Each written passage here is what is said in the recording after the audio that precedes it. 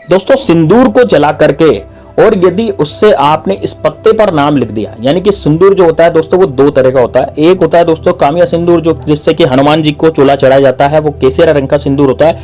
और एक सिंदूर होता है लाल कलर का सिंदूर। और लाल कलर का जो सिंदूर होता है वो बिल्कुल रेड जो सिंदूर होता है, यदि उससे भी आपने काम किया तो दोस्तों उससे भी आपको बहुत ज्यादा धन की प्राप्ति होगी, और साथ में धन की प्राप्ति होने के साथ साथ शत्रु का नाश भी होगा।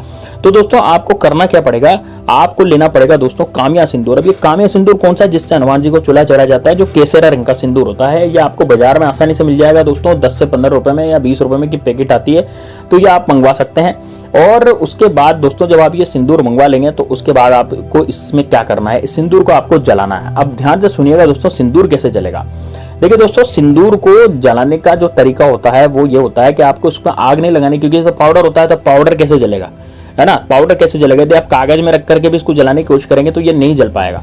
तो उसको जलाने का जो तरीका है दोस्तों वो है आपके घर के तवे पे। आप जब जिस तवे पे रोटी बनाते हैं, जिस तवे पे रोटी वगैरह बनती है, या फिर कोई खाली कढ़ाई ऐसी आपके पास हो, फालतू की कढ़ाई या फालतू का तवा, या कोई ऐसा बर्तन जिसमें रोटी वगैरह सेकते हैं, या फिर कढ़ाई वगैरह जैसा कोई बर्तन हो, तो उस बर्तन को आपको चूल्हे पर चढ़ाना है। चूल्हे पर चढ़ा करके उसमें आपको डाल देना है सिंदूर, सूखा ही सिंदूर डालना, उसमें कोई पानी वगैरह मत डाल देना, बस सूखा ही आपको सिंदूर डालना है। और सूखे सिंदूर को ऐसे चलाना उस तवे पे, बस ऐसे इधर उधर चलाना उसको, ठीक है ना। तो जब तवे पे या कढ़ाई पे, अब नीचे से चूल्हा जल रहा है तो कढ़ाई जल रही है एकदम, और वो सिंदूर जो है इधर उधर चल रहा है, तो धीरे धीरे ये सिंदूर जो है वो जलने लगेगा। यानी कि ये सिंदूर जो है धीरे धीरे इसके कण जो है वो काले होने लगेंगे, और जब पूरा काला हो जाए, यानी कि पूरी तरह से ये जल जाए, इसमें थोड़ा धुआं भी उठेगा, है ना, केसरिया रंग का धुआं उठेगा। तो धुआं उठने दीजिए, कोई बात नहीं। जब ये सिंदूर पूरी तरह से जल जाए तब आपको ये प्रयोग के लायक बन जाएगा दोस्तों, उपाय के लायक बन जाएगा। अब आप इससे अपने दुश्मनों का नाश कर सकते, शत्रुओं का पूरी तरह से नाश कर सकते हैं। दोस्तों इसमें पत्ता कौन सा इस्तेमाल करना है, कुछ तरह के पत्ते पे आप नाम लिखेंगे, और उस पत्ते का करेंगे क्या फिर, तो पूरा इस वीडियो में जानेंगे, इसलिए वीडियो को अंत तक लास्ट तक जरूर देखना। साथ ही में दोस्तों कमेंट बॉक्स में हर हर महादेव जरूर लिख देना। महादेव बाबा के भक्त हैं और ये भगवान श्री राम के सच्चे भक्त हैं, तो आपको जय श्री राम जय बागेश्वर धाम सरकार कमेंट बॉक्स में जरूर लिख देना है। देखिए दोस्तों, बात करते हैं कि किस तरह से आप इस सिंदूर को काम में ले सकते हैं। देखिए, आपने जो जला हुआ सिंदूर है उसको थोड़ा ठंडा कर लीजिए। ठंडा करने के बाद आप क्या करेंगे, इसमें डालेंगे थोड़ा सा पानी।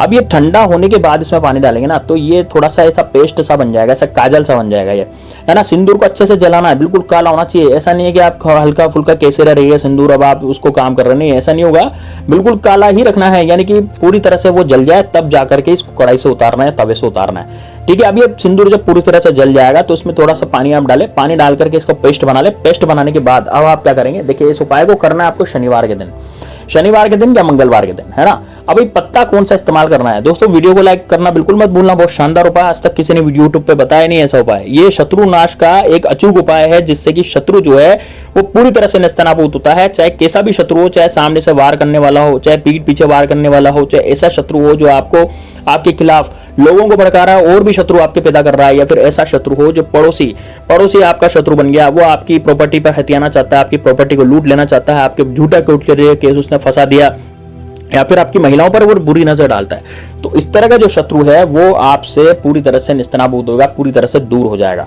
ठीक है ना। तो शत्रु नाश के लिए आप इस तरह का प्रयोग कर सकते हैं। तो आपको करना क्या पड़ेगा दोस्तों, सबसे पहले मैं आपको बताना चाहूंगा कि यदि आप जो है ये सिंदूर को आप ले लेते हैं, कटोरी वगैरह में भर लें, या किसी बर्तन में इसको भर लें, है ना, सूखा ही।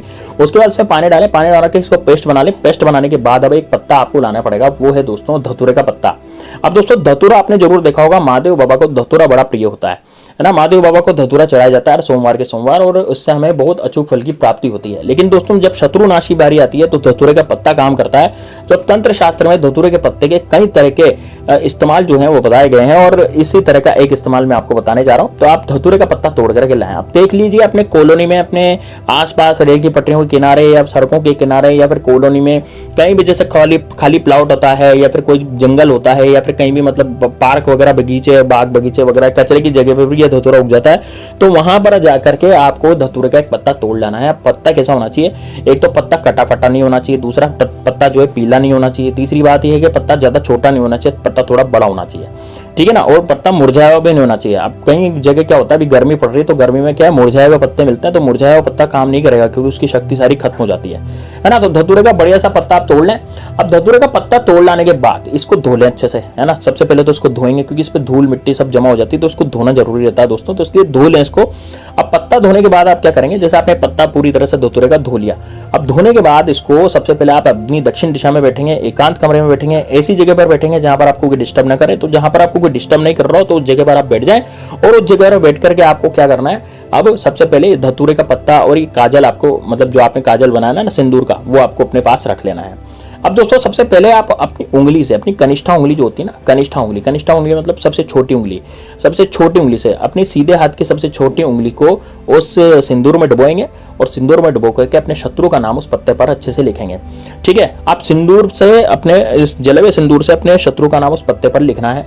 अब ये तो आपने लिख दिया, वही शत्रु का नाम तो आपने लिख दिया, लेकिन यदि मान लीजिए आपके गुप्त शत्रु पीछे पड़ रहे हैं, बहुत सारे ऐसे शत्रु होते हैं जो हमारे सामने नहीं आते और गुप्त रूप से हम पर वार करते हैं, गुप्त रूप से हमारी जान ले लेना चाहते हैं, इस तरह के भी शत्रु होते हैं। तो यदि इस तरह के शत्रु आपके पीछे पड़ रहे हैं कि भैया वो शत्रु जो है वो जान लेना चाहते हैं, या फिर वो शत्रु जो है आपको परेशान कर लेना चाहते हैं, तो यदि इस तरह के शत्रु आपके पीछे पड़ रहे हैं तो इस तरह के शत्रु को भी आप नाश कर सकते हैं, इस तरह के शत्रु को भी आप खत्म कर सकते हैं। तो किस तरह से खत्म करना चाहिए वो मैं आपको पूरा बताऊंगा। तो दोस्तों देखिए, सबसे पहले मैं आपको बताना चाहूंगा कि यदि आप मान लीजिए इस पत्ते पर अपने शत्रु का नाम लिखते हैं, तब तो उसी शत्रु का नाश होगा जिसका आपने नाम लिखा। लेकिन यदि मान लीजिए आप केवल शत्रु लिखते हैं तो समस्त शत्रुओं का नाश हो जाएगा। यानी कि ऐसे जो शत्रु जो आपको जबरदस्ती परेशान कर रहे हैं, पीठ पीछे वार कर रहे हैं, आपके सामने नहीं आते, मीठा मीठा बोलते हैं, है ना। इसमें घर परिवार के लोग भी हो सकते हैं, इसमें बाहर के लोग भी हो सकते हैं, इसमें किसी भी तरह का कोई भी इंसान हो सकता है, क्योंकि दोस्तों आजकल कलयुग चल रहा है, तो कलयुग में किसी भी तरह का कोई भी व्यक्ति आपका शत्रु आसानी से बन सकता है, क्योंकि आजकल मित्र ही नहीं बनते हैं दोस्तों, शत्रु ज्यादा बनते हैं। तो उन शत्रुओं के कारण क्या है, फिर हम परेशान हो जाते हैं। अब आपको करना क्या पड़ेगा, उन शत्रु को मार गिराने के लिए आपको सबसे पहले समस्त शत्रु लिखना पड़ेगा। समस्त शत्रु कैसे लिखेंगे, केवल पत्ते पर आपको केवल मात्र क्या लिखना पड़ेगा भाई, शत्रु लिखना पड़ेगा।